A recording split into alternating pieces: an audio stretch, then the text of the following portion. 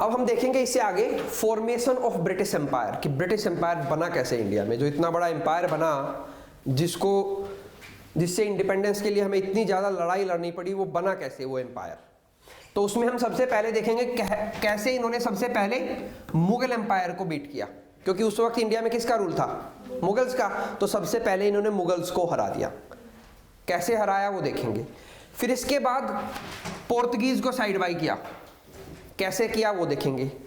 फिर डच, फिर फ्रेंच, और फिर जो इंडिपेंडेंट किंगडम्स थे जो मैंने आपको बताया मेन बड़े बड़े, मैसूर, आज का जो कर्नाटक है, मराठा जो आज का महाराष्ट्र है, ठीक है, और कुछ पार्ट मध्य प्रदेश है, ठीक है, और गुजरात, और कैसे पंजाब किंगडम, इन किंगडम्स को हराया।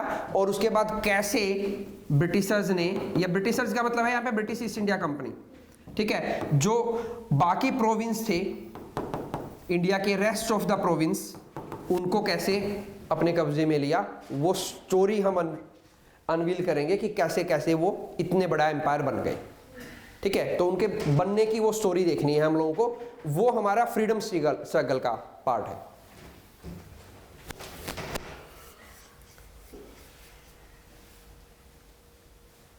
करें स्टार्ट। सबसे पहले मुगल रूलर, क्योंकि मुगल्स का रूल था इंडिया में, तो सबसे बड़ी पावर थी, और ट्रेड करने के लिए सब जब ये कंपनी आई, सबने ट्रेड करने की परमिशन किनसे ली, मुगल्स से ली, ठीक है।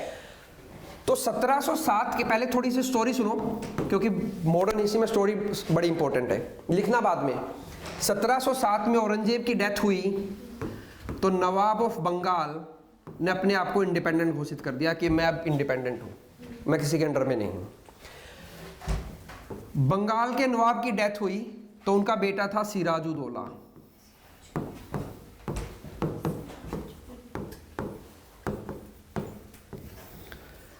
एक 19-20 साल का लड़का ये नवाब बना फादर की डेथ के बाद। तो ब्रिटिश ईस्ट इंडिया कंपनी ने एक फोर्ट विलियम बनाया बंगाल में, जिसको ट्रेडिंग सेंटर बोलते थे वो लोग, मतलब एक चार दीवारी करते थे, ठीक है, लेकिन उसको बनाते उस वक्त के स्टाइल के हिसाब से ऐसे थे कि वो फोर्ट लगता था, ठीक है। तो फोर्ट विलियम बनाया। तो इस सिराजुद्दौला को ये प्रॉब्लम थी कि ये लोग मुझे कुछ नहीं समझ रहे हैं, मेरी परमिशन नहीं ले रहे ये बनाते वक्त, जबकि इन्होंने तो मुगल परमिशन ले रखी थी, ठीक है। तो ये सिराजुद्दौला को बहुत ज़्यादा इंपॉर्टेंस नहीं दे रहे थे, यंग लड़का था, तो इन्होंने सोचा कि कुछ खास है भी नहीं, तो इसको कुछ इंपॉर्टेंस नहीं देते थे। तो इसने क्या किया, एक दिन अपनी सेना लेके गया और इस फोर्ट विलियम पे अटैक कर दिया, और वहां पे एक ब्लैक होल ट्रेजेडी हम पढ़ेंगे, ब्लैक होल ट्रेजेडी, जिसमें क्या किया, ये गया वहां पे कुछ सैनिक थे, उनको मारा, जो बचे थे उन सबको एक कमरे में बंद कर दिया। अराउंड 146 के करीब थे, एक बहुत छोटे से रूम में बंद कर दिया सबको। इतनी सफोकेशन थी कि सुबह तक 123 निपट गए, ठीक है। और इस बात से company, British East India company है, वो बहुत ज़्यादा, उनको एक तरह से धक्का लगा कि ये क्या कर दिया, ठीक है। और वो रुका यहाँ पे भी नहीं। फिर ब्रिटिश ईस्ट इंडिया कंपनी ने सोचा कि हम लोग अपने आप को प्रोटेक्ट करते हैं, तो उन्होंने वापस से अटैक कर दिया, ठीक है। और इस अटैक में हुआ क्या, लगभग 10,000 नवाब के जो सैनिक थे उनको सिर्फ 250-300 ब्रिटिश सैनिकों ने हरा दिया। तो 1000 लोग, 10,000 लोगों को 300 लोगों ने हरा दिया। तो ब्रिटिश ईस्ट इंडिया कंपनी को लगा कि यहाँ के जो रूलर हैं उनको हराना आसान है, जब हमारे 300 लोग 10,000 को हरा सकते हैं तो ईजी है हम लोगों के लिए कम कर पाना, ठीक है। तो फिर उन्होंने फाइनली बैटल ऑफ प्लासी लड़ा। बैटल ऑफ प्लासी था Nawab of Bengal Siraj-ud-Daulah versus British East India company. इसकी डेट इंपॉर्टेंट है 23 जून 1757, battle of Plassey between Siraj-ud-Daulah and British East India company. यहां पे नवाब हारता नहीं, अगर उनका एक वफादार या उनका एक प्राइम मिनिस्ट्रियल, आज के टाइम पे हम प्राइम मिनिस्टर के इक्विवेलेंट मान सकते हैं, उस टाइम पे उनके होते थे, जो मेन उनका लीडर था मीर जाफर, हाँ मीर जाफर, उसने गद्दारी कर दी। ठीक है, ये भी क्वेश्चन पूछा गया है एग्जाम में, मीर जाफर ने। हालांकि अभी एग्जाम्स का यूपीएससी का पैटर्न चेंज हो गया, तो ऐसे स्टैटिक क्वेश्चन नहीं पूछता, लेकिन स्टेट पीसेस पूछ लेते हैं। लेकिन ये वो क्वेश्चन है जो यूपीएससी कभी ना कभी पूछ चुका है पुराने टाइम में। तो मीर जाफर ने ब्रिटिश ईस्ट इंडिया कंपनी का साथ दिया इस टर्म पे कि अगला नवाब मैं बनूंगा। ठीक है, उन्होंने भी यस कर दिया कि ठीक है, और उन्होंने हरा दिया। जो सिराजुद्दौला था, इसकी डेथ हो गई, इसको मार दिया ब्रिटिशर्स ने। इवन एग्जाम्स में ये भी पूछा गया है कि जब ये भागा मैदान छोड़ के, तो कौन सा वो था इसके पास, घोड़ा था, हाथी था। ठीक है, यहां तक एग्जामिनर्स ने पूछा हुआ है। ठीक है, तो ये ऊंट पे भागा था, कैमल, ये एग्जाम में पूछा हुआ है सिविल सर्विसेज के। हाँ, मतलब जब इसको लगा कि अब कुछ नहीं बचा, तो फिर लास्ट में भागना पड़ता है। नहीं, रेगिस्तान में तो ऊँट भी तेज चलता है ना, जब फ्लैट वो होती है तो ऊँट भी तेज चलता है। ठीक है, तो कैमल से भागा था ये पूछा हुआ क्वेश्चन है, इसलिए मैं कवर कर रहा हूँ कि भाई ये पूछा गया कि ये किस उस पे भागा था, कैमल पे। ठीक है, ब्लैक होल ट्रेजेडी याद रखना। ठीक है, किस चीज से रिलेटेड है, बैटल ऑफ प्लासी हुआ। ब्लैक होल ट्रेजेडी के बाद क्या हुआ था, ब्रिटिशर्स जो थे उनको एक रूम में बंद कर दिया गया था। ठीक है, और उनमें से सुबह तक 123 मर गए। तो ये था, तो ये हुआ battle of Plassey. Battle of Plassey. अब बंगाल में किसका राज हो गया था indirectly, British East India company का। ठीक है, अब British East India company Mir Jafar से अनाप शनाप पैसा लेते थे कि भाई आप हमने आपको ये राज दिलवाया, तो अनाप शनाप पैसा लेते थे। फाइनली ये तंग आ गया और इसने मना कर दिया कि मैं और पैसा नहीं दूंगा, आप लोगों को जो करना करो, मैं पैसे, मेरे पास पैसा नहीं है। तो ब्रिटिश ईस्ट इंडिया कंपनी ने क्या किया, इसके साले को इसकी जगह पे रिप्लेस कर दिया, उसका नाम था मीर कासिम। अब बंगाल का नया रूलर बन गया था मीर कासिम। ठीक है, अब सेम चीज मीर कासिम के साथ हो रही थी। कंपनी जो है बहुत ज्यादा पैसे एक्सट्रैक्ट करने की कोशिश कर रही थी। ठीक है, तो मीर कासिम और उससे लगता हुआ नवाब ऑफ बंगाल मीर कासिम प्लस उससे लगता हुआ एरिया नवाब ऑफ अवध का था। अवध आज का यूपी का जो एरिया है। ठीक है, वहां पे सुजादुद्दौला था, वहां सिराजुद्दौला था, सुजादुद्दौला था, प्लस मुगल एम्परर जो उस टाइम पे था शाह आलम सेकंड। इन्होंने आपस में बात की कि ऐसे तो ब्रिटिशर्स आज हमसे मांग रहे हैं, कल तुमसे मांगेंगे। ठीक है, इन्होंने इससे बात की, फिर दोनों ने मिलकर इससे बात की कि इनको भगाते हैं, इनको निकालते हैं बाहर। तो इन तीनों की सेनाएं एक side versus British East India company एक साइड, और ये हुई बैटल ऑफ बक्सर 1764 प्रिसाइजली 22 अक्टूबर। क्योंकि कई सारे पीसेस एग्जाम में डेट पूछ जाती है, तो मैं जहां डेट लिख रहा हूं तो मतलब वो डेट भी इंपॉर्टेंट है, ईयर लिख रहा हूं तो मतलब ईयर से काम चल जाएगा। तो ये 22 अक्टूबर को बैटल ऑफ बक्सर हुई, और बैटल ऑफ बक्सर किसके बीच हुई, British East India company versus Nawab of Bengal, Nawab of Awadh और मुगल एम्परर। जो मेन कैच थी यहाँ पे वो था ये पर्सन, मुगल एम्परर। क्योंकि मुगल तो उस वक्त इंडिया को रूल कर रहे थे, चाहे टूटा फूटा कर रहे थे, लेकिन इंडिया पे था तो मुगल रूल उस वक्त तक। ठीक है, तो इन्होंने इनको तीनों की सेनाओं को बीट कर दिया ब्रिटिश ईस्ट इंडिया कंपनी, क्योंकि उनके पास मॉडर्न वेपन थे, ट्रेन्ड सोल्जर थे। इनके पास ना तो मॉडर्न वेपन थे ना ही ट्रेन्ड सोल्जर थे, तो बीट कर दिया इनको। ठीक है, बीट करने के बाद अब वो लोग टेबल पे बैठे मतलब समझौता किया कि अब क्या किया जाए, हार गए हैं अब तो। ठीक है, तो ट्रीटी हुई, समझौता हुआ, उसको हम बोलते हैं treaty of Allahabad. Indian history की सबसे इंपॉर्टेंट ट्रीटी ऑफ इलाहाबाद, ये हुई थी 1765 में। ठीक है, ट्रीटी ऑफ इलाहाबाद में डिसीजन क्या हुआ? डिसीजन ये हुआ कि जो मुगल एम्परर था शाह आलम सेकंड, उसने ब्रिटिश ईस्ट इंडिया कंपनी को दीवानी राइट्स दे दिए।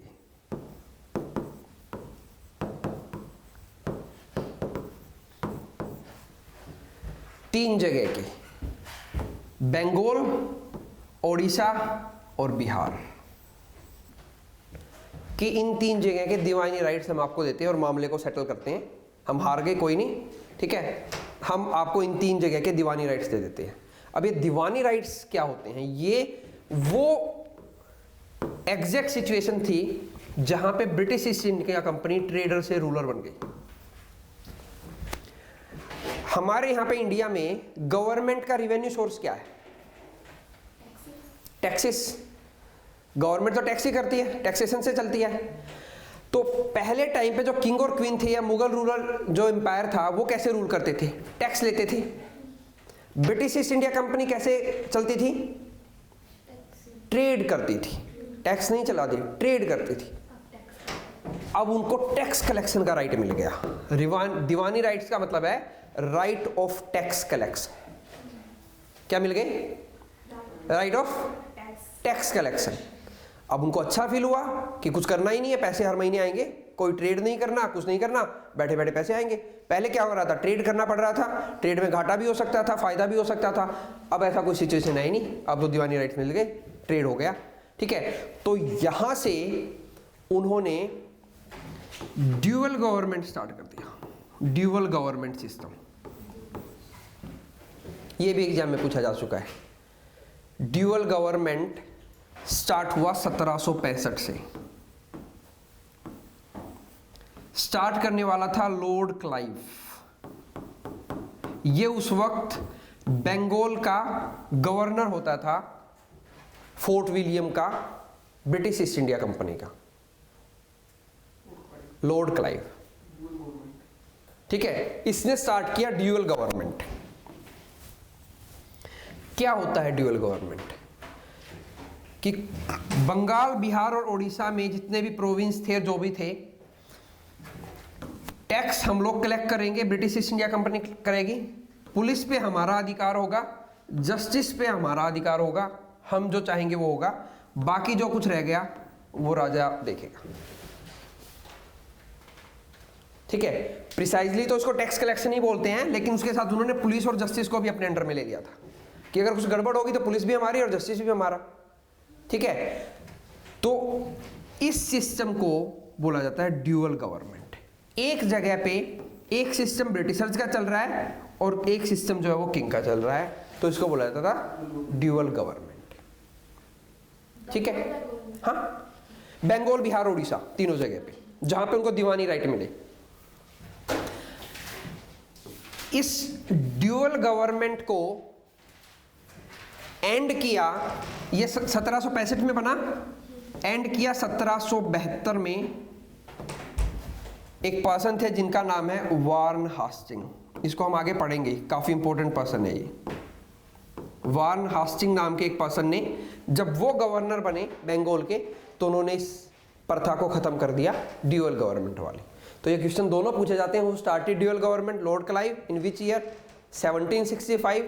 Who ended dual government? Warren Hastings. In which year? 1772.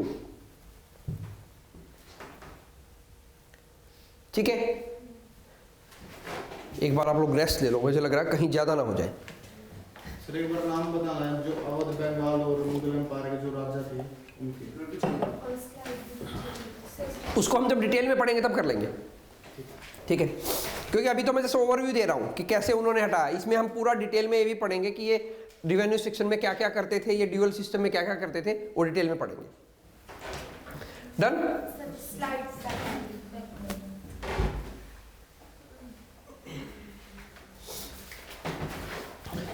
वैसे मीर कासिम जो थे बंगाल से थे, सुजाउदौला, सिराजू और सुजाउदौला जो थे वो अवध के रूलर थे, और शाह आलम सेकंड वो मुगल एम्परर थे। ठीक है, डिटेल में पढ़ेंगे हम उसको, अभी तो मैं आपको ब्रीफ ओवरव्यू करके लेके जा रहा हूँ। हम 2 दिन में पूरा इंडिपेंडेंस तक आ जाएंगे, ताकि आपको एक पिक्चर क्लियर हो कि आपको ये चीजें पढ़नी है। ये सारी इवेंट को हम डिटेल में जाके पढ़ेंगे, लेकिन क्वेश्चन मोस्टली यहीं से पूछे गए हैं, ओवरव्यू से ही। ठीक है, तो हम लोगों ने बैटल ऑफ प्लासी कवर कर ली, बैटल ऑफ बक्सर कवर कर ली, ट्रीटी ऑफ इलाहाबाद कवर कर ली, और सिस्टम ऑफ ड्यूअल गवर्नमेंट जो उसकी वजह से आया, और यहां से ब्रिटिशर्स ने मुगल्स को साइड कर दिया कि अब आप साइड, क्योंकि दीवानी राइट्स हम लोगों को मिल गए। ठीक है, टैक्स कलेक्शन का राइट हमें मिल गया। ठीक है, और मेनली उस वक्त जो मुगल एम्परर था उसके पास यही एरिया था कंट्रोल में, बाकी तो अलग अलग इंडिपेंडेंट स्टेट बन चुके थे। सिख एम्पायर अलग बन गया था, मराठा एम्पायर अलग बन गया था, मैसूर अलग बन गया था, कर्नाटक अलग बन गया था, बंगाल अलग बन गया था। तो ये ओडिशा, बिहार, ये वाला रीजन उसके अंडर में था, उसके दीवानी राइट उसने दे दिए। तो अब वो सिर्फ दिल्ली तक सीमित था, जो मुगल एम्पायर था वो कहीं पे नहीं था वो। ठीक है,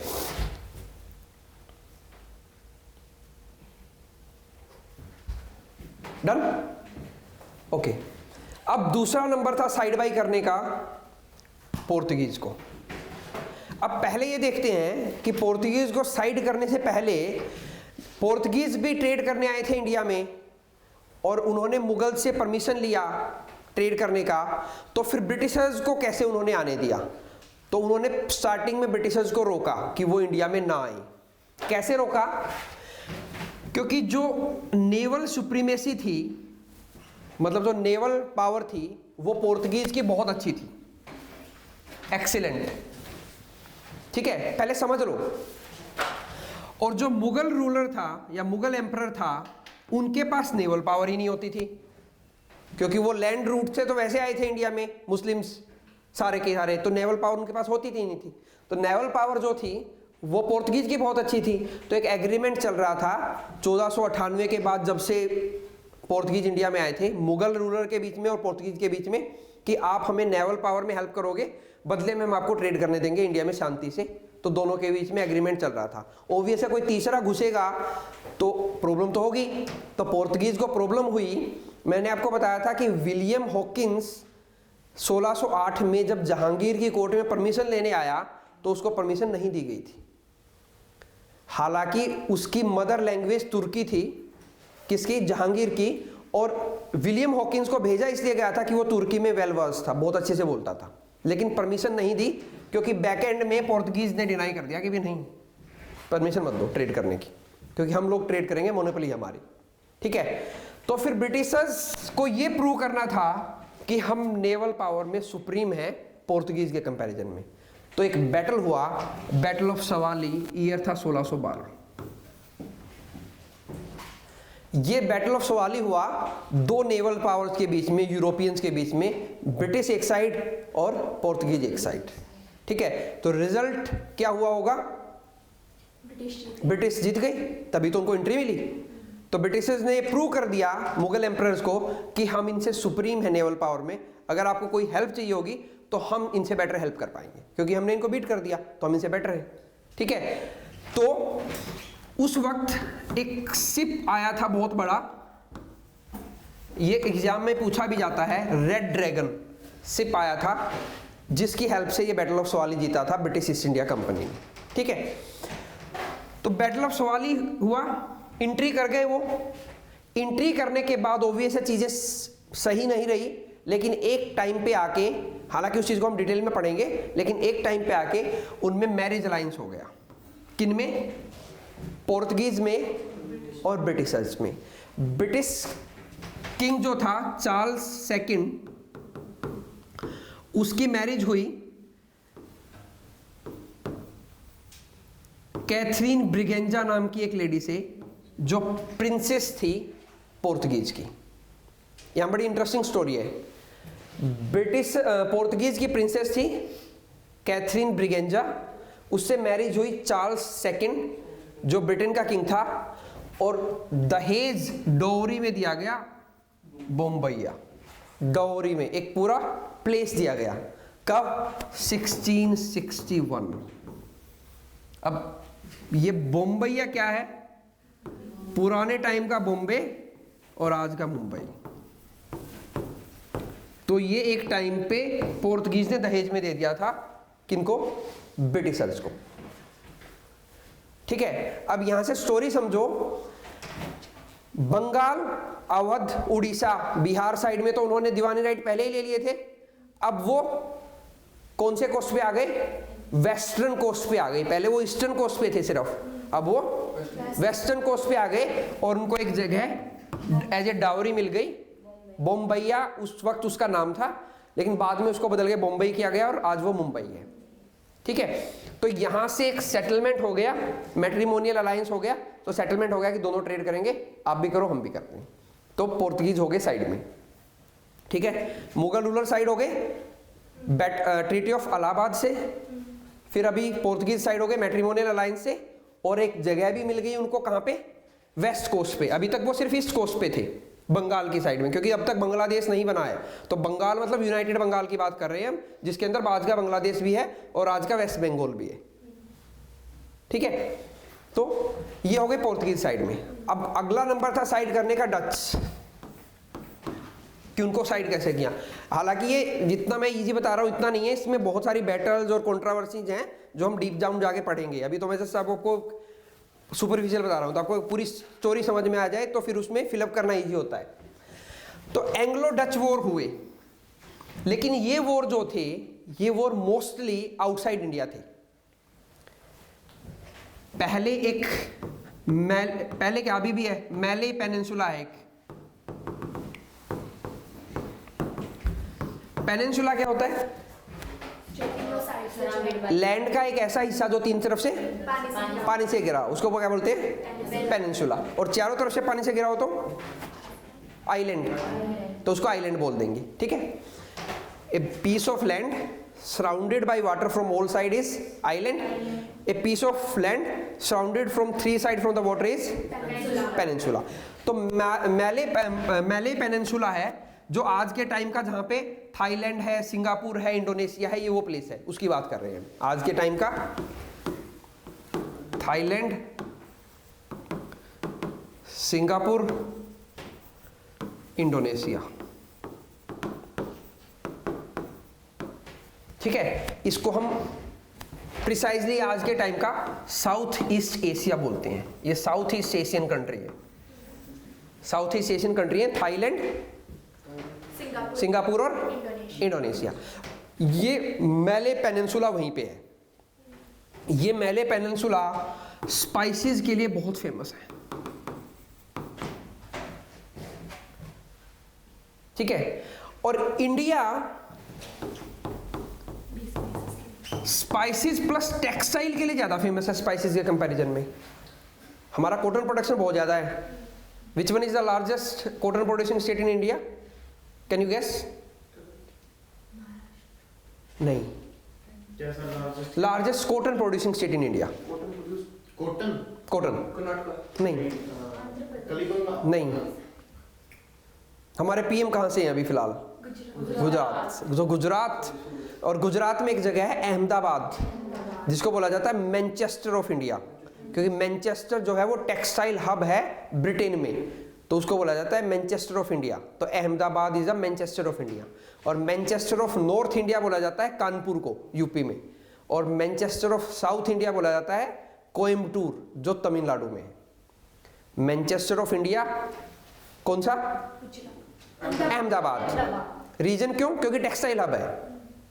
ठीक है, सबसे ज्यादा कॉटन होता है वहीं पे, कॉटन मिल्स लगे हुए हैं वहां पे। मैनचेस्टर इसलिए बोला जाता है कि मैनचेस्टर बहुत फेमस है टेक्सटाइल प्रोडक्शन के लिए। ठीक है, तो Manchester of India is Ahmedabad, Manchester of north India Kanpur, Manchester of south India Coimbatore. Coimbatore is in Tamil Nadu. ठीक है, ओके। तो इंडिया स्पाइसेस और टेक्सटाइल दोनों के लिए फेमस था, लेकिन ज्यादा फेमस किसके लिए था? टेक्सटाइल के लिए। लेकिन उस टाइम पे यूरोपियन मार्केट में ज्यादा डिमांड टेक्सटाइल की नहीं थी, ज्यादा डिमांड स्पाइसेस की थी। ठीक है, तो इन दोनों के बीच में वॉर हुआ, और वॉर में कहीं ना कहीं अपर एज था डच का।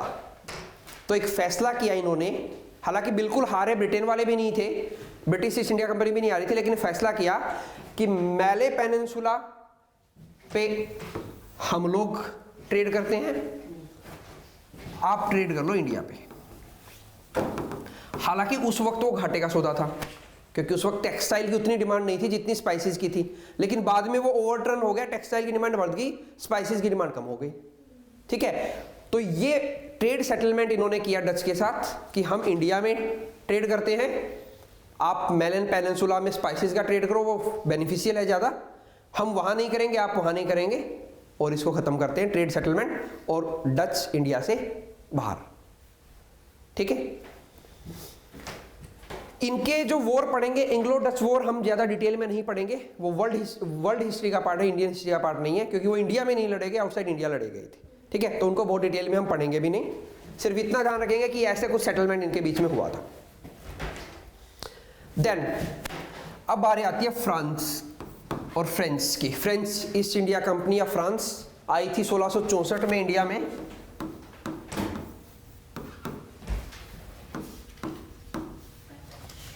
सबसे लेट आने वाले इंडिया में। अब क्या है कि ब्रिटेन और फ्रांस, इन दोनों में कभी से ही यूरोप में एक दूसरे के अगेंस्ट में खड़े हुए हैं ये।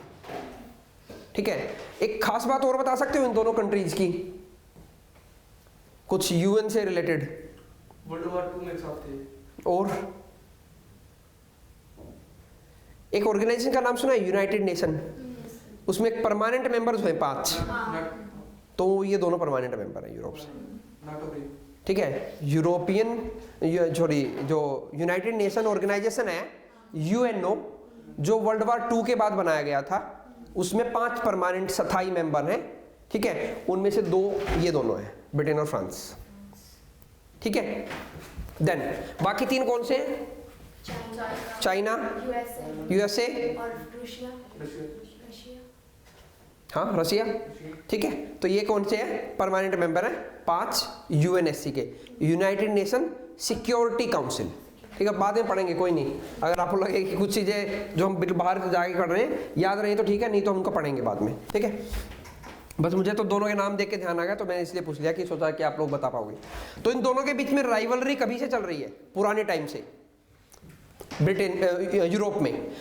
तो वो राइवलरी इंडिया में भी आ गई, क्योंकि इंडिया में अभी ये इन्होंने एंट्री कर लिया, और इन्होंने भी ट्रेडिंग सेंटर वहीं बनाया जहां भी इन्होंने बनाया था, सूरत।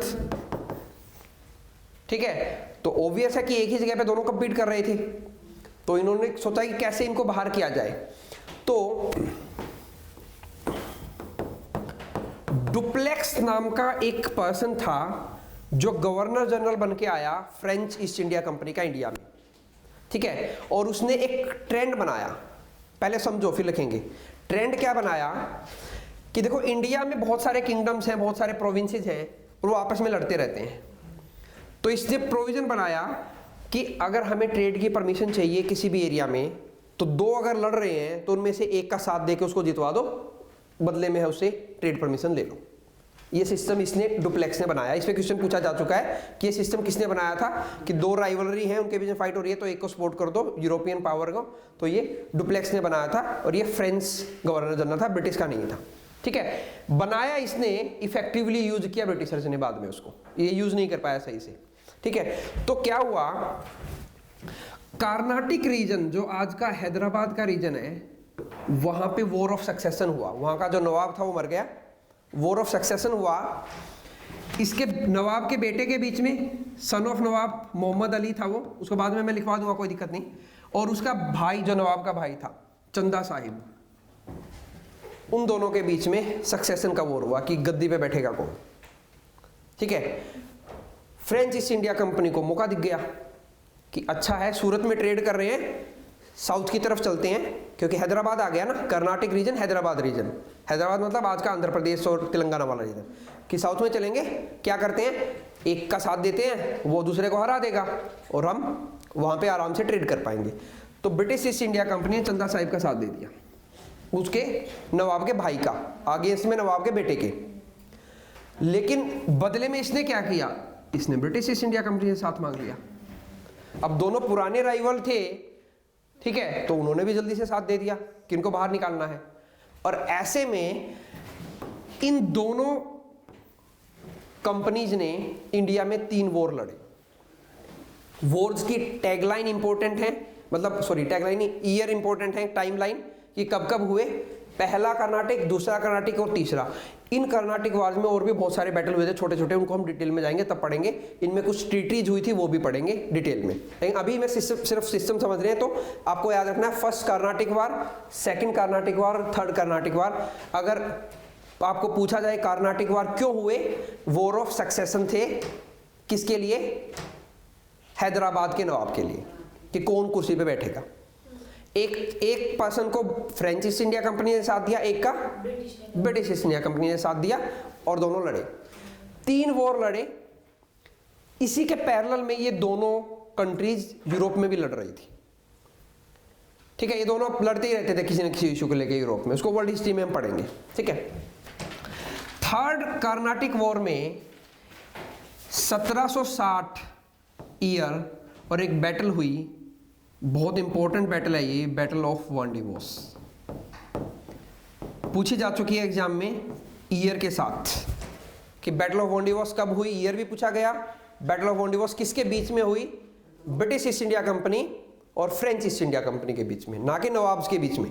अब ये यहाँ पे बिल्कुल डायरेक्ट आ गए थे पहली बार। इससे पहले तो फर्स्ट, सेकंड और थर्ड कर्नाटक वॉर में जितने भी छोटी मोटी लड़ाइयाँ हुई उसमें वो इनडायरेक्टली सपोर्ट कर रहे थे, लेकिन यहाँ पे दोनों की सेम जो वो है आमने सामने आ गई थी सोल्जर्स, और ये डायरेक्ट फाइट थी दोनों के बीच में। ठीक है, ऑब्वियस रिजल्ट क्या हुआ, ब्रिटिश ईस्ट इंडिया कंपनी जीत गई। ठीक है, अब जीती तो एक ट्रीटी हुई, समझौता हुआ, बहुत ही इंपॉर्टेंट है, ट्रीटी ऑफ पेरिस, ईयर 1763। वांडीवोस आज के टाइम पे तमिलनाडु में है, हालांकि पूछा नहीं जाएगा, मैंने वैसे बता दिया। वांडीवोस स्पेलिंग भी चेंज हो गया, वांडीवोस हो गया, वी से हो गई है इसकी। तो बैटल ऑफ वांडीवोस हुई।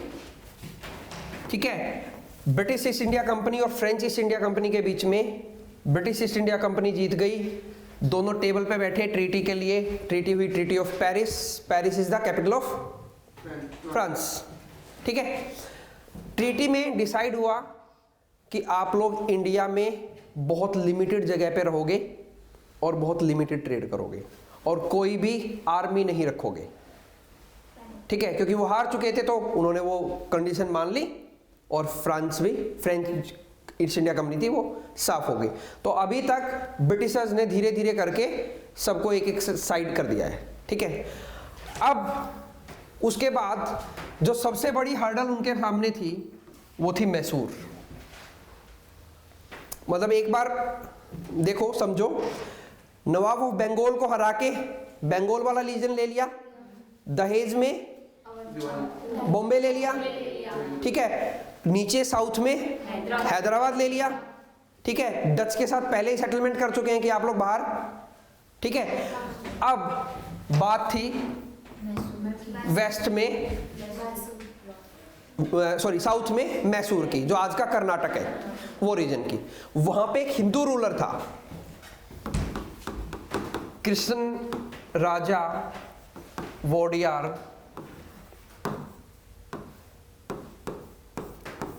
एक हिंदू रूलर रूल करता था मैसूर में, और उनका एक सेनापति था जो काफी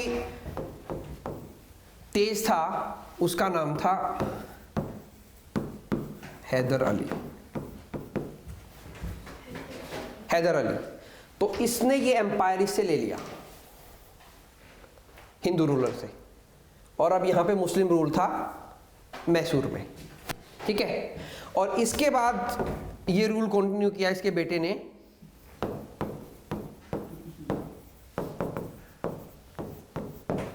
टीपू सुल्तान ने। ठीक है, तो ये जो हैदर अली था, ये अभी भी फ्रेंच ईस्ट इंडिया कंपनी का समझौता हो गया था कि हम लोग ट्रेड करेंगे, लिमिटेड जगह पे करेंगे, लेकिन वो अभी भी कहीं ना कहीं हैदर अली के साथ मिलकर कॉन्स्पिरेसी कर रहे थे ब्रिटिशर्स के अगेंस्ट में। ठीक है, वो हटे नहीं थे पीछे अभी भी। तो Haider Ali French East India company की हेल्प से ब्रिटिश के साथ बार बार भिड़ रहे थे, उनके अगेंस्ट में जा रहे थे बार बार। वो जो भी रूल्स रेगुलेशन बना रहे थे इंडिया को रूल करने का, क्योंकि मेजोरिटी ऑफ द पोस्ट उनके पास था, तो उसके अगेंस्ट में जाके खड़े हो रहे थे, ठीक है। तो एक टाइम पे ऐसा आ गया कि जब बात हद से आगे चली गई, तो उस टाइम पे फर्स्ट एंग्लो मैसूर वॉर हुआ। एंग्लो मतलब है ब्रिटिश ईस्ट इंडिया कंपनी, और मैसूर मतलब हैदर अली, इन दोनों के बीच में वॉर हुआ। लेकिन Haider Ali British East India company पे भारी पड़ा और जीत गया, ब्रिटिश ईस्ट इंडिया कंपनी को हरा दिया। पहली बार किसी ने इतने लंबे टाइम के बाद हराया। इससे पहले ब्रिटिश ईस्ट इंडिया कंपनी को एक बार और हराया गया था, वो हम पढ़ेंगे, मैंने स्किप कर दिया। उस टाइम पे हराया था मुगल एम्परर औरंगजेब ने। मैंने बताया था औरंगजेब सबसे मतलब पावरफुल रूलर था मुगल एम्पायर में। तो एक जॉन चाइल्ड करके एक पर्सन था, उसने हुगली रिवर पे कब्जा कर लिया था मुगल एम्पायर के टाइम पे। जॉन चाइल्ड हुगली रिवर पे उसने कब्जा कर लिया, तो औरंगजेब ने 1 लाख सैनिक भेज दिए थे और ब्रिटिश ईस्ट इंडिया कंपनी को इंडिया से बाहर कर दिया था, बिल्कुल बाहर। लेकिन वो बाद में फिर आए, उन्होंने फिर रिक्वेस्ट किया और वो दोबारा से एंट्री कर गए थे। वो चीज़ को हम कवर करेंगे बाद में, लेकिन मैं यहाँ इसलिए बता रहा हूँ कि एक वो टाइम था और दूसरी बार यहाँ पे कि ब्रिटिश ईस्ट इंडिया कंपनी को हार का सामना करना पड़ा, ठीक है। तो मतलब हैदर अली बहुत पावरफुल था, तो ब्रिटिशर्स चालाक थे, समझौता कर लिया। ट्रीटी हुई मद्रास की, treaty of Madras after first Anglo Mysore war, ठीक है। ट्रीटी मैचिंग में आ जाती हैं कि कौन से वॉर से कौन सी ट्रीटी हुई, ठीक है। कंडीशन सारी हैदर अली के फेवरेबल रखी गई, लेकिन ब्रिटिश एम्पायर बहुत बड़ा था, तो हैदर अली ने भी बहुत ज़्यादा डिमांड नहीं की, उसको बहुत कम सेटलमेंट में कर लिया। मेन चीज़ ये रखी गई सेटलमेंट में कि अगर कोई भी वॉर होता है, कोई भी मैसूर पे वॉर करता है, तो British East India company Mysore का साथ देगी। ये कंडीशन के साथ, ये मेन कंडीशन थी, और कुछ कंडीशन थी जो हम पढ़ेंगे ट्रीटी ऑफ मद्रास की। लेकिन इस एक कंडीशन पे उन दोनों में सहमति बन गई, अपने अपने जो इलाके एक दूसरे के जीते थे वो वापस कर दिए, उन्होंने प्लेस कर दिए और दोबारा से रीइंस्टेट कर दिया सिचुएशन को। लेकिन यहाँ पे नहीं रुके ब्रिटिश ईस्ट इंडिया कंपनी वाले, और उन्होंने एक ट्राईपार्टेट समझौता किया, जिसमें उन्होंने हैदराबाद के नवाब को लिया और मराठास को लिया, क्योंकि वो दोनों एक ऊपर थे, मैसूर के ऊपर मराठास थे और साइड में हैदराबाद था। तो उन दोनों के साथ समझौता किया और फिर से एक वॉर कर दिया, सेकंड एंग्लो मैसूर वॉर। यहाँ पे उन्होंने हैदर अली को हरा दिया। फिर से एक ट्रीटी हुई, ट्रीटी ऑफ मैंगलोर।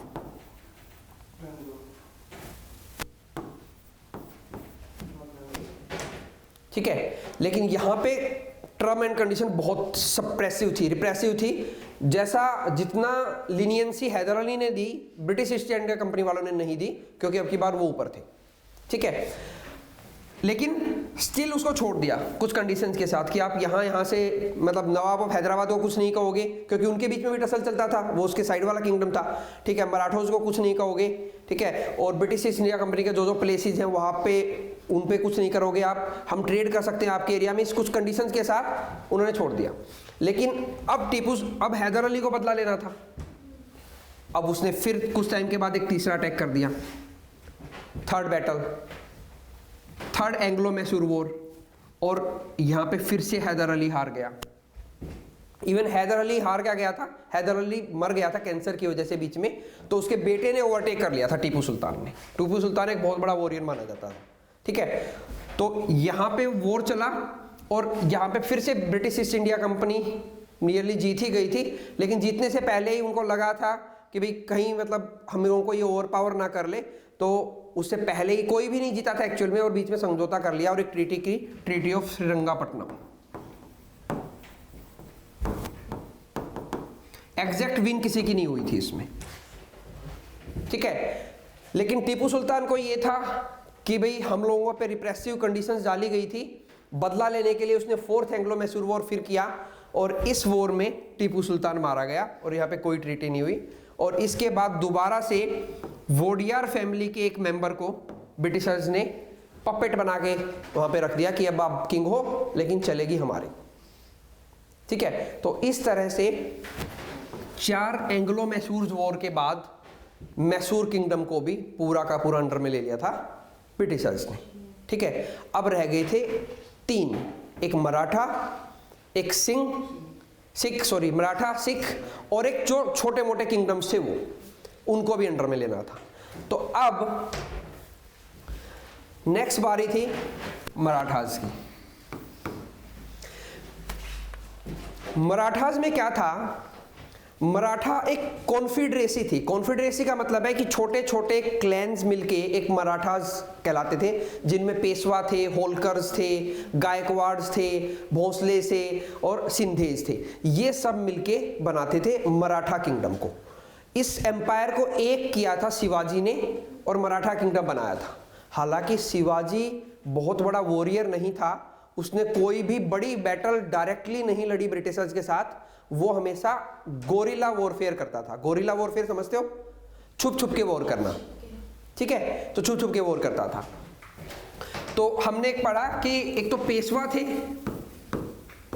थे पूना के, उस वक्त पूना आज का पुणे। एक थे गायकवाड़ जो थे वो बड़ौदा। देन होलकर, ये सब मराठास थे, होलकर्स ऑफ इंदौर। देन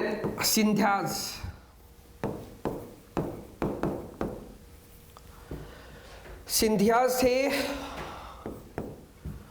भोपाल के नियर अबाउट, एग्जैक्ट प्लेस मुझे ध्यान नहीं आ रहा, भोपाल के नियर अबाउट, ठीक है? और एक बच गए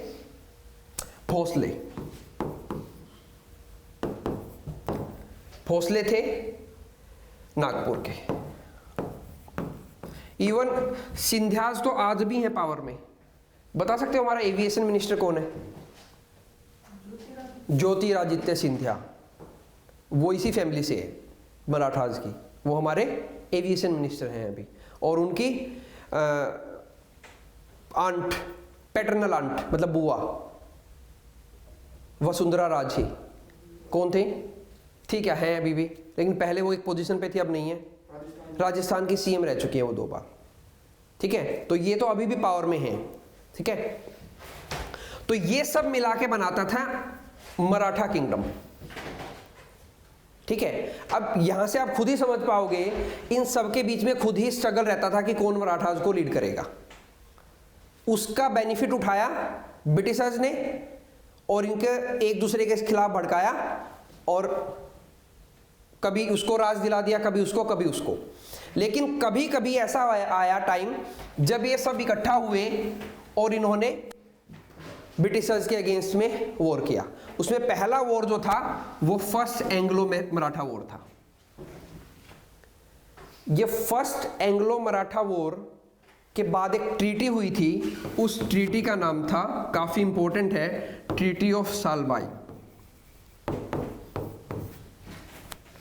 ट्रीटी ऑफ सालबाई, इसको पीस ट्रीटी भी बोला जाता है ब्रिटिशर्स और मराठास के बीच में, कि ये 20 ईयर की पीस ट्रीटी थी।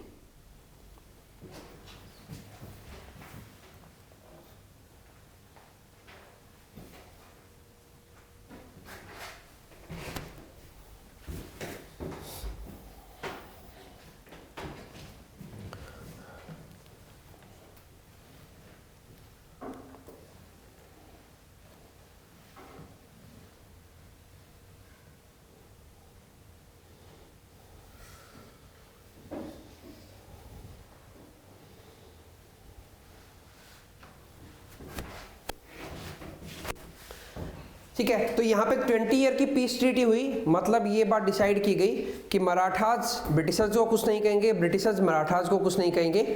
तो एग्जैक्टली 20 साल बाद ही दूसरा वॉर हुआ था, जब वो पीस ट्रीटी खत्म हुई, और सेकंड एंग्लो मराठा वॉर हुआ, फिर थर्ड एंग्लो मराठा वॉर हुआ। इनको हम डिटेल में पढ़ेंगे। इनमें बहुत छोटी छोटी और भी फाइट हुई, जिनमें आपस में ये लोग फाइट करते थे, ठीक है?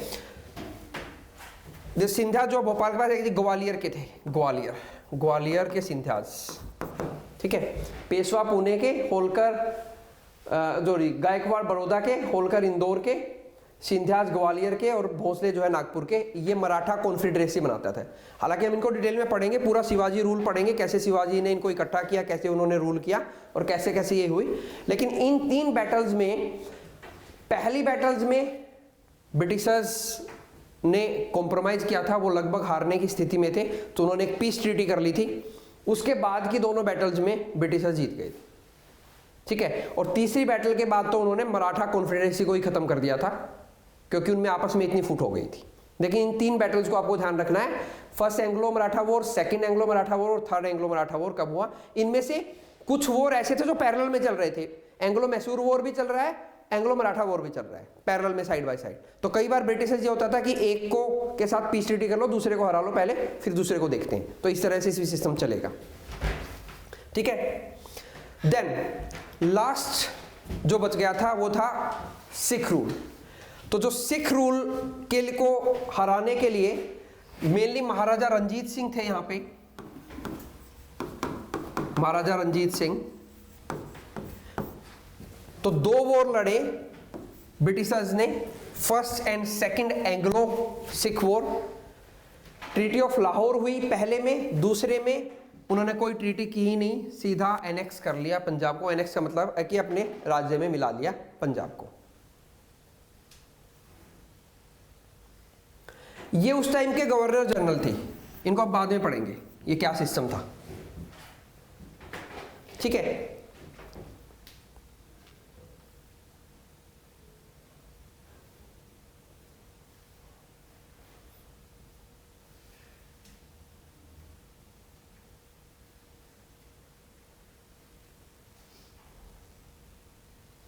डन। अब एक लास्ट और करेंगे हम,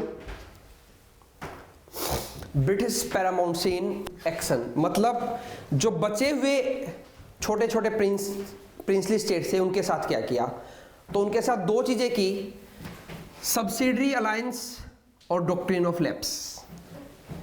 सब्सिडरी अलायंस का मतलब ये था कि आप जो बाकी बचे हुए प्रिंसली स्टेट थे कि ब्रिटिशर्स की शरण में आ जाओ, कुछ कंडीशंस हैं, हम आपको कुछ नहीं कहेंगे, आप उस कंडीशंस को फॉलो करो। हालांकि हम इसको पढ़ेंगे सब्सिडी लाइंस को डिटेल में। ये लॉर्ड वेलेस्ली ने चलाया था। तो बाकी बचे हुए जो किंगडम थे या प्रिंसली स्टेट थे वो ब्रिटिशर्स के साथ आ गए थे। और लास्ट में कुछ ऐसे थे जो अभी भी बचे हुए थे, तो उनमें उन्होंने एक डॉक्ट्राइन ऑफ लैप्स चलाया कि अगर विदाउट लीगल हेयर कोई भी किंग मर जाता है तो अडॉप्टेड सन को हम किंग नहीं मानेंगे और उस किंगडम को हम अपने अंडर में ले लेंगे। इसी वजह से फर्स्ट वॉर ऑफ इंडिपेंडेंस हुआ था, जहां पे झांसी की रानी जो है वो लड़ी थी, ठीक है। तो और उससे पहले एक ये रिंग फेंस पॉलिसी भी हम पढ़ेंगे वारन हास्टिंग की। हालांकि मुझे लगता है ज्यादा हो गया है, लेकिन आप लोग बता पाओगे वारन हास्टिंग हमने पहले कब पढ़ा था? अभी स्टार्टिंग में क्या किया था इसने? कुछ किया था इसने? ड्यूअल गवर्नमेंट को, वेरी गुड, ड्यूअल गवर्नमेंट का एंड किया था इसने, ठीक है, वारन हास्टिंग ने। तो इसकी एक पॉलिसी थी ring fence policy. Ring fence policy मतलब आप ब्रिटिशर का जो एरिया है उससे मिलते हुए जो राज्य हैं उनकी हम हेल्प करेंगे ताकि कोई हम पे अटैक ना कर सके डायरेक्टली, एक बफर जोन बनाने के लिए, ठीक है। जो बफर जोन बनाने के लिए अभी यूक्रेन और रशिया में वॉर चल रहा है ना, नाटो का एक बफर जोन बना हुआ, मैं बाद में आपको समझाऊंगा। बफर जोन बनाने के लिए, क्योंकि यूक्रेन की बॉर्डर मिलती है रशिया से और यूक्रेन नेटो का मेंबर बनना चाह रहा है। नेटो में यूएसए और उसके अलाइड कंट्रीज हैं और रशिया ये चीज चाह नहीं रहा कि नेटो की बॉर्डर डायरेक्टली लगे रशिया से, तो एक बफर जोन बनाना चाह रहा है, उसी के लिए वॉर है। तो ऐसी ही कुछ पॉलिसी चलाई थी रिंग फेंस पॉलिसी वारन हास्टिंग ने, कि एक बफर जोन बनाया जाए कि कोई भी एनिमी जो है वो मेरे नेबरिंग स्टेट को भी टच ना कर पाए। तो जो नेबरिंग स्टेट्स है उनको हेल्प करना के लिए ऑफर करते थे। ये वारन हास्टिंग की पॉलिसी थी, ये इसने बनाई थी 1765 में, जब इसने ड्यूअल सिस्टम का अंत किया, उससे कुछ टाइम पहले, ठीक है। सब्सिडरी अलायंस चलाया था वेलेस्ली ने 1798 में और doctrine of lapse Lord Dalhousie ने दिया था 1848 में। और ऐसे करके ब्रिटिशर्स ने सारे इंडिया को अपने अंडर में ले लिया था। ये लास्ट थे जहां तक जो चीजें करके, जो हथकंडे यूज करके उन्होंने सारे इंडिया को अपने अंडर में ले लिया, सब्सिडरी अलायंस से बचे हुए को, और जो और बच गए थे उनको डॉक्ट्रिन ऑफ लैप्स से।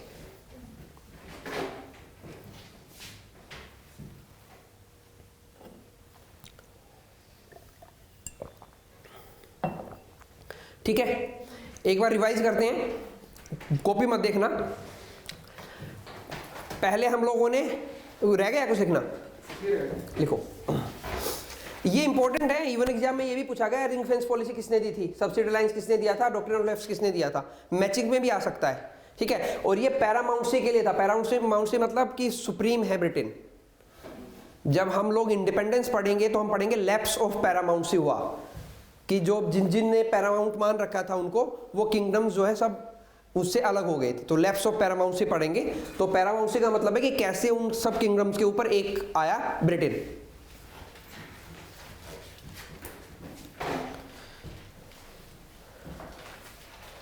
तो मॉडर्न का वो करते हैं, एडवेंट ऑफ यूरोपियंस आए, पोर्तुगीज आए, डच आए, ब्रिटेन आया, फ्रांस आया, ठीक है।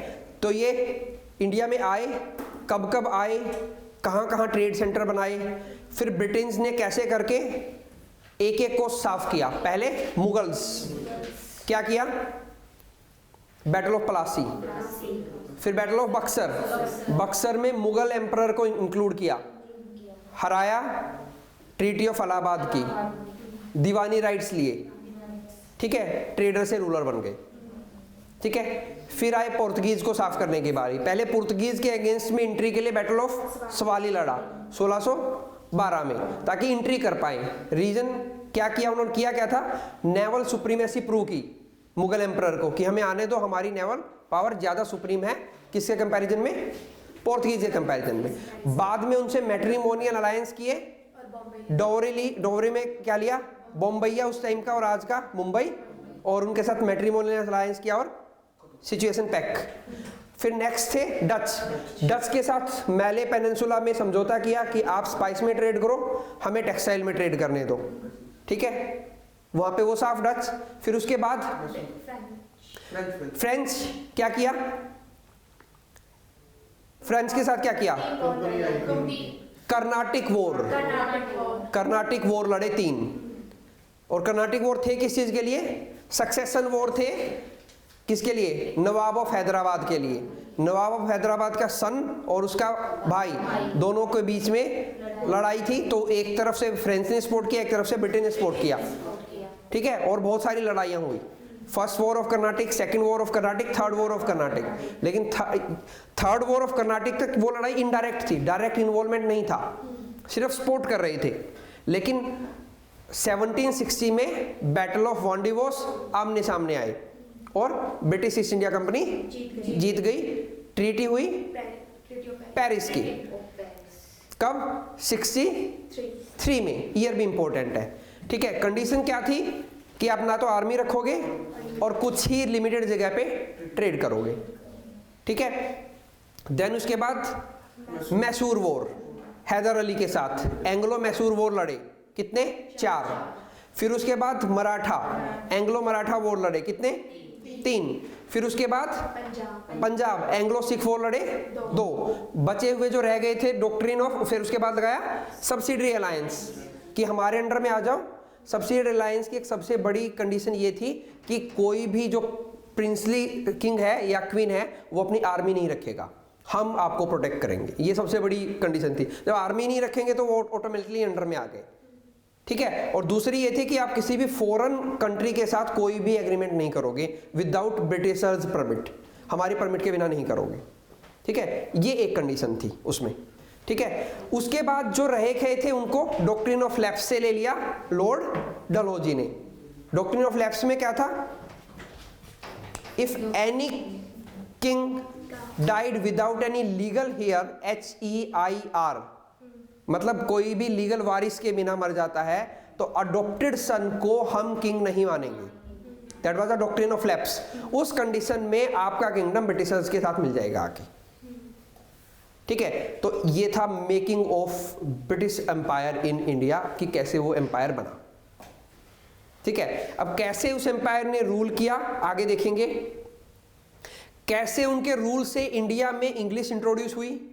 इंग्लिश इंट्रोड्यूस होने की वजह से हम लोगों को ये पता लगा कि हम कुछ सुपरस्टिशंस में इन्वॉल्व हैं जो नहीं होने चाहिए, जैसे सती प्रथा, ठीक है, फीमेल इन्फेंटिसाइड, उसको बैन किया ब्रिटिशर्स ने। कुछ अच्छे काम भी किए, ठीक है, उसके लिए अवेकनिंग हुई, रिलीजियस सोशो रिलीजियस मूवमेंट हुई इंडिया में। वो सोशो रिलीजियस मूवमेंट पढ़ेंगे, किस किस ने वो सोशो रिलीजियस मूवमेंट की, कौन कौन सी इंपॉर्टेंट मूवमेंट थी। अब सोशो रिलीजियस मूवमेंट हुई, उसके बाद छोटी छोटी ऑर्गेनाइजेशन बनने लगी इंडिया में जो ब्रिटिशर्स के अगेंस्ट में काम कर रही थी। वो छोटी छोटी ऑर्गेनाइजेशन जाके बड़ी ऑर्गेनाइजेशन बनी 1885 में इंडियन नेशनल कांग्रेस के रूप में।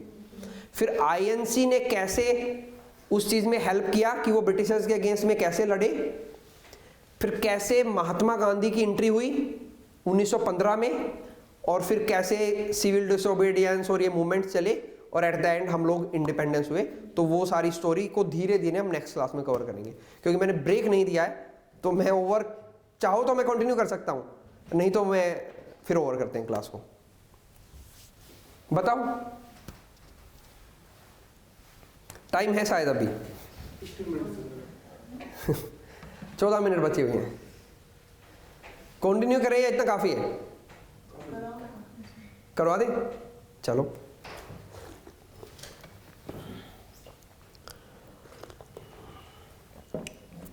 वाटर ब्रेक चाहिए आप लोगों को?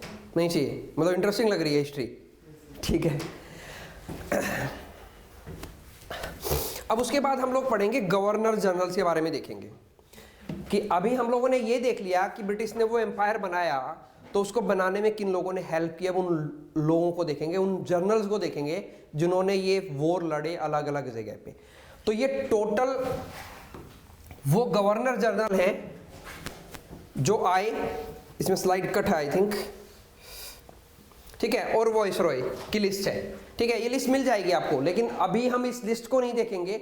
अभी हम पहले एक बार ये स्ट्रक्चर समझेंगे कि जो British East India company India में काम कर रही थी उसका स्ट्रक्चर क्या था, कैसे वो काम करती थी, ठीक है। ब्रिटिश ईस्ट इंडिया कंपनी के सबसे ऊपर थे कोर्ट ऑफ प्रोप्राइटर। प्रोप्राइटर मतलब उस कंपनी के मालिक, कोर्ट ऑफ प्रोप्राइटर। ये कोर्ट ऑफ प्रोप्राइटर 24 डायरेक्टर्स की हेल्प से इस कंपनी को रन करते थे इंडिया में। इनको हम बोलते थे COD, कोर्ट ऑफ डायरेक्टर,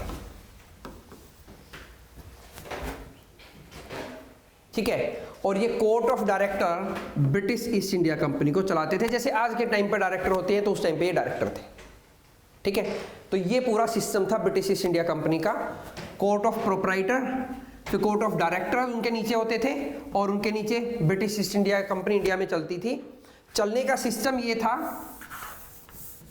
कि सबसे पहले उन्होंने बनाया गवर्नर ऑफ बंगाल, कि कोर्ट ऑफ डायरेक्टर के नीचे होगा गवर्नर ऑफ बंगाल, ठीक है। क्योंकि ये वो प्लेस था जो उन्होंने सबसे पहले दीवानी राइट कलेक्ट करना स्टार्ट किए थे, ठीक है। फिर गवर्नर ऑफ बॉम्बे, जब उनको दहेज में बॉम्बे मिल गया तो एक गवर्नर वहां बैठा दिया कि एक ईस्ट में चलाएगा गवर्नर, एक वेस्ट में चलाएगा, और एक गवर्नर चलाएगा साउथ में, गवर्नर ऑफ मद्रास। जैसे जैसे वो इन प्लेसेस को जीतते गए, वैसे वैसे वहां पे अपने ट्रेडिंग सेंटर बनाए और गवर्नर्स बना दिए कि 3 गवर्नर होंगे, governor of Bengal, governor of Bombay और गवर्नर ऑफ मद्रास। और ये तीनों किसको चलाएंगे? कंपनी को इंडिया में चलाएंगे। इनके एरिया डिवाइड कर दिए गए कि ये बंगाल का एरिया है, ये एरिया बॉम्बे के अंडर में आएगा गवर्नर के, और ये एरिया मद्रास के गवर्नर के अंडर में आएगा। ये तीनों इंडिपेंडेंट थे, तीनों इंडिपेंडेंट थे, एक दूसरे का किसी पे कोई इंपैक्ट नहीं था। ये तीनों रिपोर्ट करते थे कोर्ट ऑफ डायरेक्टर को, कुछ भी होता था तो अपने एरिया में। मतलब ये 3 CM एक तरह से 3 स्टेट्स के, ठीक है, और ये ऊपर रिपोर्ट करते थे कोर्ट ऑफ डायरेक्टर्स को, ठीक है। ये लगा लो जैसे CM गवर्नर को रिपोर्ट करता है ऊपर, और गवर्नर ऊपर प्रेसिडेंट को बताता है कि क्या सिस्टम चल रहा है इंडिया में, ठीक है। जैसे इंडिया में सिस्टम चलता है तो ऐसा ही कुछ सिस्टम था ये। Governor of Bengal, governor of Bombay, governor of Madras, और तीनों कोर्ट ऑफ डायरेक्टर्स के अंडर में काम करते थे। कोर्ट ऑफ डायरेक्टर्स को ये रिपोर्ट करते थे इंडिपेंडेंटली, ट्रेड में क्या चल रहा है क्या नहीं चल रहा, और वो फिर कोर्ट ऑफ प्रोप्राइटर्स को बताते थे ठीक है। और कोर्ट ऑफ प्रोप्राइटर्स जो था वो ब्रिटिश पार्लियामेंट के अंडर में चलता था। वो कोई भी काम करने के लिए परमिशन लेते थे ब्रिटिश पार्लियामेंट से। ब्रिटेन में कॉन्स्टिट्यूशनल मोनार्की है। क्या है ब्रिटेन में? इंडिया रिपब्लिक है लेकिन ब्रिटेन रिपब्लिक नहीं है। फर्क बता सकते हो? तो इंडिया रिपब्लिक कैसे है? रिपब्लिक का मतलब क्या होता है? पॉलिटिकल साइंस वाले बताएंगे।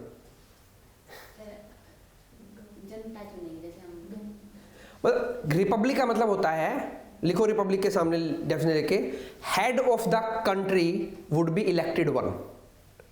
रिपब्लिक का मतलब है head of the country would be elected one, मतलब चुना हुआ होगा head of the country. India में हेड ऑफ द कंट्री कौन है? हाँ हाँ बताओ, गलत बताओगे ज्यादा से ज्यादा। हेड ऑफ द कंट्री है इंडिया में प्रेसिडेंट, प्राइम मिनिस्टर है head of the government. Prime minister के आगे लिखो हेड ऑफ द गवर्नमेंट, और प्रेसिडेंट है हेड ऑफ द कंट्री। तो हमारे प्रेसिडेंट कैसे है? इलेक्टेड है। तो when head of the country is elected one तो उसको हम बोलते हैं रिपब्लिक सिस्टम। लेकिन अगर head of the country elected नहीं है तो उसको बोलते हैं मोनार्की सिस्टम। लेकिन वहां पे मोनार्की भी कॉन्स्टिट्यूशन के अकॉर्डिंग चलती है, तो इसलिए कॉन्स्टिट्यूशनल मोनार्की है वहां पे, ठीक है, ब्रिटेन में। तो ये पूरा का पूरा सिस्टम से British East India company run होती थी। अब एक टाइम ऐसा आया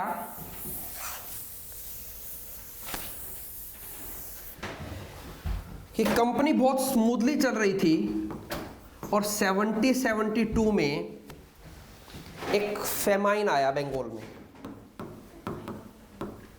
फेमाइन मतलब एक ड्रोट हुआ, सूखा पड़ा और भूखमरी आई, खाना नहीं मिला लोगों को। ये माना जाता है, ये बताया जाता है, हिस्टोरियन ने बताया है, उस फेमाइन में लगभग 40 लाख लोग मरे थे। इतना बड़ा फेमाइन था, 40 लाख, एक बहुत बड़ा नंबर था।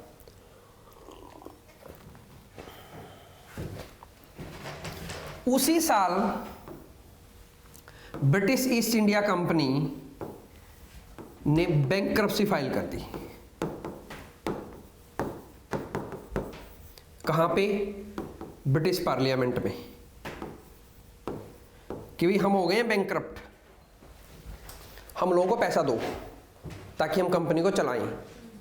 लेकिन हमने अभी देखा कि इतना बड़ा एम्पायर बनाया, अब वो रूल कर रहे थे, हर जगह से टैक्सेशन पावर था, तो क्या हो रहा था कि करप्शन बढ़ रहा था। कंपनी के जो एम्प्लॉय थे वो इलीगल एक्टिविटीज में इन्वॉल्व कर रहे थे, अपने साइड बाई साइड बिजनेस चला रहे थे, जैसे आजकल के नेता चलाते हैं कि साइड बाई साइड बिजनेस चलाते हैं, ठीक है, और अपने आप को ये दिखा रहे थे कि हम बैंकरप्ट होते जाने, पैसे नहीं है, कंपनी बैंकरप्ट होती जा रही है, लेकिन ये दिख रहा था कि साइड बाय साइड जो कंपनी में काम करने वाले हैं वो रिच होते जा रहे हैं हर रोज। तो ये एक बड़ी मतलब आयरॉनिक सिचुएशन थी कि एक कंपनी बैंकरप्सी फाइल कर रही है लेकिन उसके एम्प्लॉयज रिच होते जा रहे हैं। तो ब्रिटिश पार्लियामेंट इस ताक में पहले से ही बैठा था, क्योंकि वो ये सब कुछ देख रहे थे जो ब्रिटिश ईस्ट इंडिया कंपनी ने इंडिया में किया, देख तो वो भी रहे थे सब कुछ कि क्या हो रहा है क्या नहीं हो रहा। तो उन्होंने देखा कि पूरे इंडिया को कंट्रोल कर रही है एक कंपनी, इतनी बड़ी हो गई है, तो कल को ये हम लोगों को भी दिक्कत दे सकती है। जब कोई चीज़ इतनी बड़ी हो जाती है तो अब वो प्राइवेटाइजेशन हो रहा था। अगर आज के टाइम के अकॉर्डिंग देखो तो ये प्राइवेटाइजेशन था कि प्राइवेट कंपनी इतनी बड़ी हो गई है कि एक एम्पायर खड़ा कर लिया, एक कंट्री में पूरा एम्पायर खड़ा कर लिया है। तो वो इसको तोड़ना तो कभी से चाह रहे थे या कंट्रोल में तो कभी से लेना चाह रहे थे, मौका नहीं मिल पा रहा था। यहाँ इन्होंने खुद मौका दे दिया उनको, ये बैंकरप्सी फाइल करके। तो बोला ठीक है, तो एक काम करते हैं, अब से जो ब्रिटिश ईस्ट इंडिया कंपनी है उसको पहले थे उसमें कोर्ट ऑफ प्रोप्राइटर, फिर कोर्ट ऑफ डायरेक्टर और फिर गवर्नर ऑफ बंगाल, बॉम्बे और मद्रास। तो इन्हें कहा कि अब से जो ये कोर्ट ऑफ प्रोप्राइटर हैं ये कंपनी नहीं चलाएंगे, कंपनी चलाएगी ब्रिटिश पार्लियामेंट। ठीक है, हम लोग इस कंपनी को रेगुलेट करेंगे। मतलब अभी तक तो जो प्रोप्राइटर चाह रहे थे कंपनी के वही डायरेक्टर करते और वही नीचे फिर गवर्नर करते, लेकिन अब फिर ब्रिटिश पार्लियामेंट ने बोला कि अब से कंपनी वो करेगी जो ब्रिटिश पार्लियामेंट बोलेगी। ठीक है, तो पहला रेगुलेटिंग एक्ट लेके आया गया कंपनी को रेगुलेट करने के लिए। First regulating act 1773। This was the first act bring by British Parliament to regulate British East India Company in India। तो ये क्वेश्चन पूछा जा चुका है कि पहला कौन सा एक्ट था जिससे ब्रिटिश ईस्ट इंडिया कंपनी ने को ब्रिटिश पार्लियामेंट ने रेगुलेट करना स्टार्ट किया। सो that was the regulating act of 1773। ठीक है, तो यहां से उन्होंने सेंट्रलाइजेशन की स्टार्ट की। सेंट्रलाइजेशन मतलब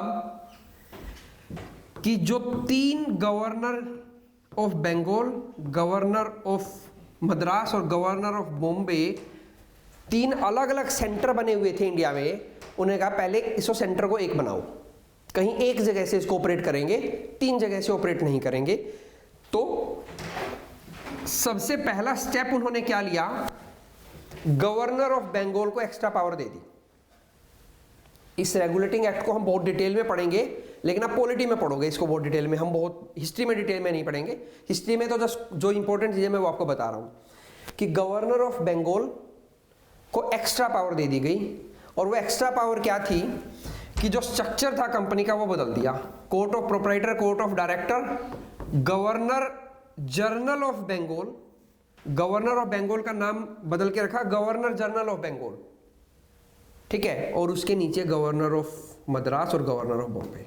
स्ट्रक्चर चेंज कर दिया कंपनी का कि अब से ये ऐसे चलेगी। ये दोनों गवर्नर इसको रिपोर्ट करेंगे, ये इनको और ये ब्रिटिश पार्लियामेंट को।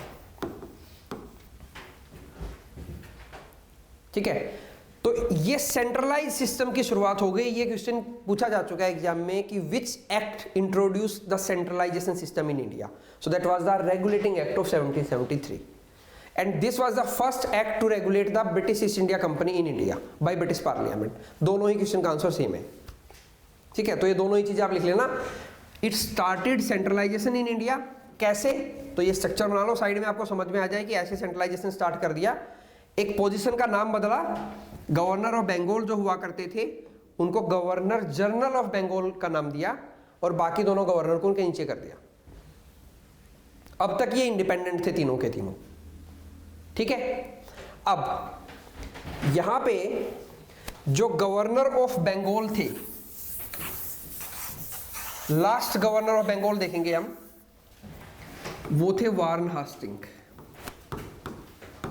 क्या क्या किया था इन्होंने, 2 चीजें बताओ जो हमने की। ड्यूअल गवर्नमेंट का एंड किया और रिंग फेंस पॉलिसी दी थी। रिंग फेंस पॉलिसी मतलब जो नेबर किंगडम है उनका साथ दो अगर उन पे कोई अटैक कर देता है तो। ठीक है, दोनों ही क्वेश्चन पूछे जा चुके हैं। रिंग फेंस पॉलिसी किसने दी और जो ड्यूअल सिस्टम को किसने एंड किया, वारन हास्टिंग। इन पे एक और बड़ा इंटरेस्टिंग क्वेश्चन पूछा जाता है। He was the only governor general या गवर्नर ऑफ बंगाल और वायसराय जितने भी इंडिया में हुए हैं उनमें से इम्पीच होने वाला ये एकमात्र पर्सन था। इम्पीच मतलब है कि उसको टाइम से पहले हटा दिया था, इम्पीच कर दिया था। The only person who get impeachment among governor of Bengal, governor general of Bengal, governor general of India और वायसरॉय जो भी हुए ब्रिटिश ईस्ट इंडिया कंपनी की तरफ से, करीबन 30 के करीब, उनमें से ये अकेला ऐसा था जिसको इम्पीच किया गया था। बिकॉज ये इंडियंस को बहुत ज़्यादा फेवर करते थे। इन्होंने बहुत सारी ऐसी पॉलिसीज बनाई जो हम पढ़ेंगे जो इंडियंस को फेवर करती थी। मतलब काफ़ी मॉडरेट थे ये इंडियंस की तरफ। तो उसका खामियाजा इनको बाद में भुगतना पड़ा। इम्पीचमेंट का केस चला इन पे बहुत साल तक जब ये वापस ब्रिटेन में गए, लेकिन एट द एंड ये नॉट गिल्टी प्रूव हुए थे उसमें। तो ये लास्ट गवर्नर ऑफ बंगाल थे और इन्हीं को पहला गवर्नर जनरल ऑफ बंगाल बनाया गया था।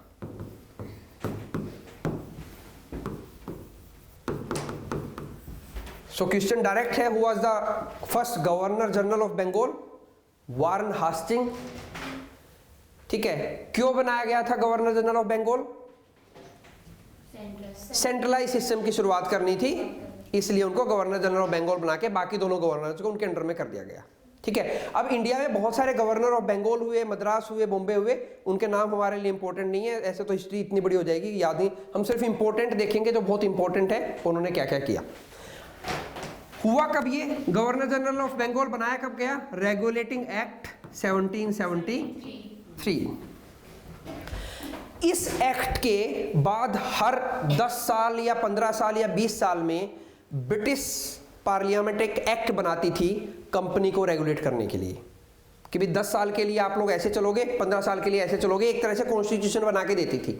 उन एक्ट्स के अलग अलग नाम थे, Pitt's India act, regulating act, charter act, government of India act, अलग अलग नाम से पढ़ेंगे उनको, लेकिन वो सब रेगुलेशन के लिए बनाए जाते थे। तो उनमें से एक ऐसा ही एक्ट बनाया, charter act, act of 1883।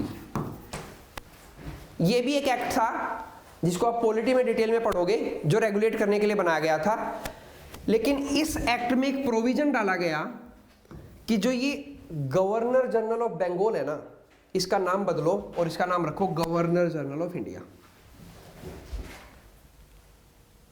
Position वही है, नाम चेंज करते जा रहे हैं क्योंकि उनको पावर एक्स्ट्रा देते जा रहे हैं। अब इसको थोड़ी सी और ज्यादा पावर दे दी गई, और ऐसा बनने वाले पहले पर्सन लॉर्ड विलियम बेंटिंक थे। लॉर्ड विलियम बेंटिंक का नाम सुना हुआ पहले आप लोगों ने? ये वो पर्सन थे जिन्होंने इंग्लिश इंट्रोड्यूस की थी इंडिया में, क्योंकि प्रशासन नहीं चला पा रहे थे, एडमिनिस्ट्रेशन नहीं चला पा रहे थे, इंडियंस को इंग्लिश सिखाने की रिक्वायरमेंट थी ताकि वो लोग सपोर्ट करते, इसलिए इन्होंने इंग्लिश को इंट्रोड्यूस किया था इंडिया में।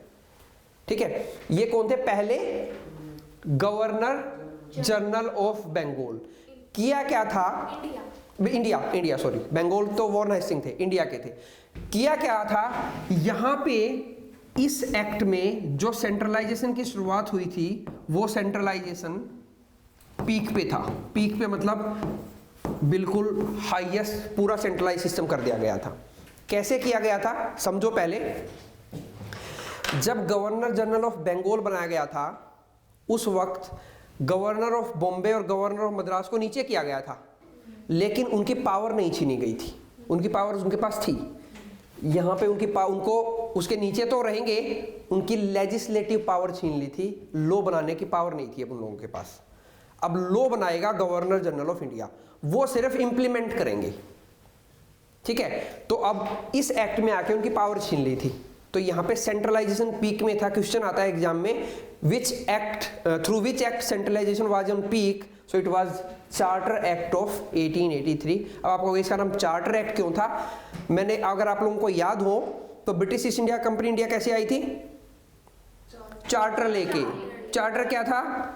एक पेपर पे लिखित कि आप ट्रेड कर सकते हो, तो वही चार्टर, इसीलिए चार्टर है। एक चार्टर बनाया गया था कि आप लोग 20 साल तक कैसे रन करोगे, तो उसको चार्टर नाम दे देते थे। ठीक है, देन इसी चीज को गवर्नमेंट ऑफ इंडिया एक्ट लाया गया 1858 में, और इस एक्ट का दूसरा नाम था गुड गवर्नेंस एक्ट।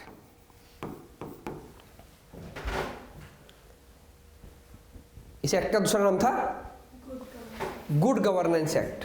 इस एक्ट में दो मेन चीजें हुई थी। इस एक्ट से ब्रिटिश ईस्ट इंडिया कंपनी का इंडिया में रूल खत्म हुआ और ब्रिटिश गवर्नमेंट का रूल स्टार्ट हुआ। Good government of India act 1858 आया। ब्रिटिश गवर्नमेंट ने कहा ब्रिटिश ईस्ट इंडिया कंपनी को टाटा बाय बाय, अब हम लोग अपने आप देख लेंगे, आप लोगों ने जितना एम्पायर खड़ा किया है उसको हम चला लेंगे, तो आप बाय, हम लोग इंटर करते हैं। अब इंटर करना था तो इनको भी कुछ चाहिए था, तो इन्होंने क्या कहा, अब से ये जो गवर्नर जनरल ऑफ इंडिया है ये पोस्ट खत्म, अब से होंगे वाइसराय ऑफ इंडिया, और उनको हम लोग चुनेंगे। और पहला वाइसराय बनने वाले पर्सन थे लॉर्ड कनिंग।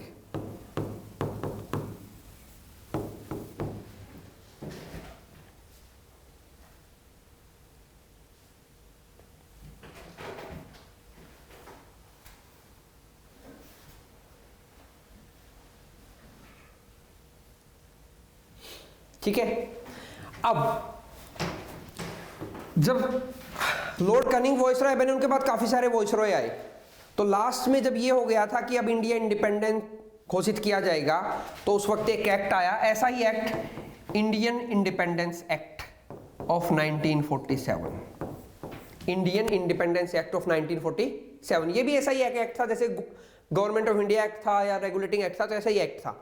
इसमें क्या किया गया, उस वायसराय को दोबारा बदल के गवर्नर जनरल ऑफ इंडिया बनाया गया, ठीक है। और ऐसा बनने वाले आखिरी पर्सन थे लॉर्ड माउंटबेटन।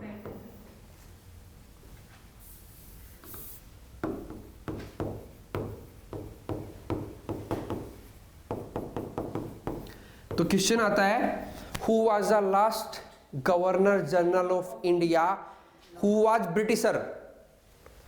तो थे lord Mountbatten. Who was the last governor general of India? C Rajagopalachari. इनके बाद जो गवर्नर जनरल बने वो थे सी राजगोपालाचार्य। तो क्वेश्चन ये भी आ सकता है, who was the first Indian to be the governor general of India? तो वो भी कौन था? सी राजगोपालाचार्य, ठीक है। सी राजगोपाला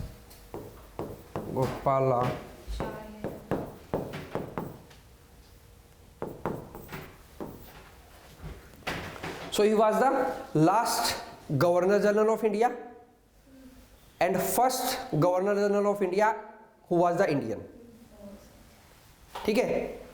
इसे आगे की स्टोरी नेक्स्ट क्लास में करेंगे। अब आप लोग को मैंने जो यहाँ तक करवाया है, तो मैंने आप लोगों को ये बताया कि ब्रिटिशर्स या यूरोपियंस कैसे आए। पहले तो हम बताया कि हिस्ट्री में क्या क्या पढ़ेंगे, फिर मॉडर्न हिस्ट्री में क्या क्या पढ़ेंगे। जब हम इन चीज़ों को डिटेल में पढ़ेंगे ना, तभी भी मैं आपको बताऊंगा इंपॉर्टेंट यही है जो हम लोगों ने आज कवर कर लिया। तो एक तरह से ये रिवीजन है। 2 क्लास में पूरी मॉडर्न हिस्ट्री को मैं स्टार्टिंग से एंड तक ले जाऊंगा, ताकि आपको पता हो कि हमें आपको करना क्या है, तो फिर उस रास्ते से जाना आसान हो जाता है। जो रास्ता आपका एंड पता हो ना कि ये एंड है, ये स्टार्टिंग था, फिर हम उसमें आसानी से आराम से जाएंगे। एक एक दिन में हम 2-2, 3-3 जो वॉर थे उनको कवर करेंगे, उनके जो इंपॉर्टेंट पॉइंट थे उनको कवर करेंगे, प्रीलिम में क्या पूछा गया, मेंस में क्या पूछा गया, उसको कवर करेंगे, ठीक है। अभी तक कोई क्वेश्चन? ठीक है।